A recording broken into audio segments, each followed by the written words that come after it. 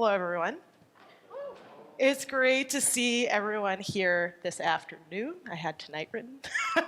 I hope you've heard some interesting and inspiring talks. Now it's my turn. Great, no pressure. So my name is Erika Rydberg. By day, I'm a digital creation technologist at Plymouth State University. My job title might be the best job title ever because when I give talks or have discussions at work, I say, ask me what it means later. Because, well, you probably can't figure it out either. Also, if you Google the term digital creation technologist, you'll find me and no one else. I should probably change my title to Erika Rydberg, the digital creation technologist. By night, I go by Peppermint Caddy or simply Caddy, a nice play on words of my favorite Peanuts cartoon character. You're wondering where this is going, right? Well, I've been playing roller derby with the Concord, New Hampshire Granite State Roller Derby League for the last year. And I'm now the president of our 501c3 nonprofit. What has been interesting for me in this sport is its amateur nature and how it's so community-driven. Everyone participates. Many become teachers, organizational leaders, fundraisers, and of course, team members. We all play a role in the organizational process of making a nonprofit work, and we also work together to organize our bouts, AKA games. So Granite State Roller Derby, or GSRD, is a member of WFDDA, as we like to call it, or the Women's Flat Track Derby Association. WFDDA's mission is as follows. The WFDDA governs and promotes the sport of flat track roller derby and revolutionizes the role of women in sports through the collective voice of its member leagues around the world. WFDDA has 416 full member leagues and 49 apprentice leagues around the world. So why am I here talking about roller derby? Well, I've been in and out of sports since I was a child. Here I am. Can you tell I was a little bit of a tomboy? And now I'm in my 30s. I participated early and learned to swim. I played recreational basketball, t-ball, and softball. I skied and went snowboarding with my family. My dad's here, shout out to you, who still skis. I played travel soccer. I was on a D3 tennis team through college. However, I never had what I felt was like an athlete's body. I'm going to speak to that in a little bit as well. As I got older, I found myself going to graduate school, working multiple jobs, and having a hard time finding recreational activities in the cities that I lived in that were fun, affordable, and provided the amount of exercise I desired. I tried yoga, and I even ran a marathon. I couldn't help but feel like I was missing out on opportunities because of money and busyness. And I've started to think more about sport and how, as I had grown up, I had grown away from the community aspects that had taught me so much about play. And for me, this was joy. Running was, well, free, so I liked it in that it would only cost me my running shoes. And I worked at a yoga studio to acquire free classes. But I got so busy working, I didn't have a lot of time to actually attend class. So much for all of that work and all my other jobs. I didn't want to join my friends' recreational kickball or skee-ball leagues.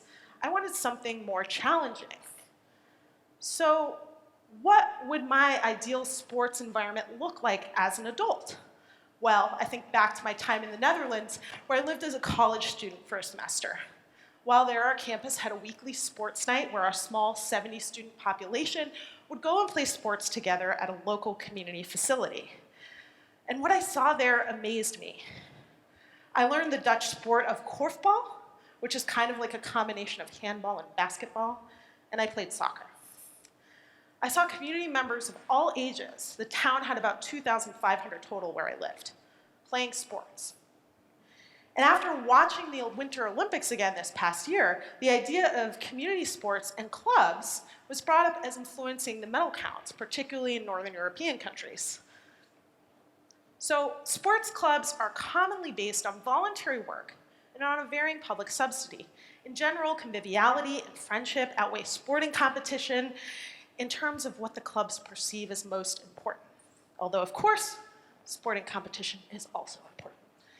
This is according to a large EU-sponsored research project called Social Inclusion and Volunteering in Sports Clubs in Europe.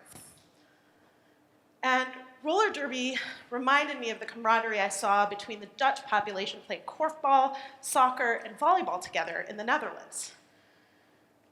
Roller derby can be low cost for the most part. Our league dues are less than a gym membership, and we provide loaner gear, i.e. skates and protective wear, so our new players can both try derby out and save for their own gear.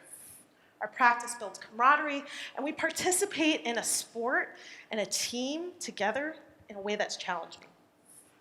Now, for me, there's another reason I want to focus on roller derby, and that is the perception of women and joining an all-women's sport. What I love about derby is that in its current form, it's inclusive, and WFDDA was started by and remains run by women.